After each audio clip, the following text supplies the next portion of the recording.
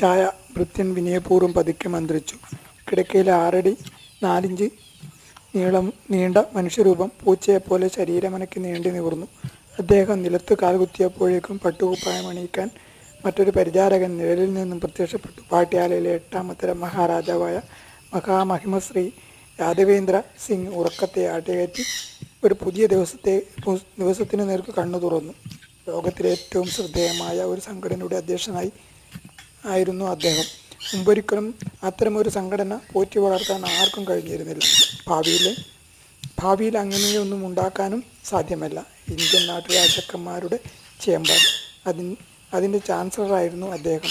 ഹിരോഷിമയിലെ കൊടുങ്കാറ്റിനും ലോകത്തിൻ്റെ അടിത്തറകളെപ്പോലും ഇളക്കിയ മഹായുദ്ധത്തിന് ശേഷവും ഏതാണ്ട് 2 വർഷം കഴിഞ്ഞുണ്ടായ ആ മെയ് മാസ പ്രഭാതത്തിൽ ഇന്ത്യയുടെ 1/3 പ്രദേശങ്ങളെയും 1/4 ജനങ്ങളെയും പരമ്പരാഗതമായ സമ്പൂർണ്ണ അധികാരത്തോടെ ആ സംഘടനയിലെ അംഗങ്ങളായ 565 മഹാരാജാക്കന്മാരും നവാബുമാരും നാടുവാഴികളുമാണ് ഭരിച്ചിരുന്നത്.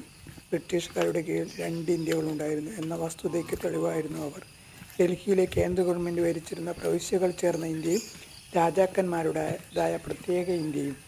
ബ്രിട്ടൻ്റെ യാദൃച്ഛികമായ ഇന്ത്യ ആക്രമണം കാലം തൊട്ട് തുടരുന്നതാണ് നാട്ടുരാജാക്കന്മാരുടെ കാലോചിതമല്ലാത്ത അവസ്ഥ.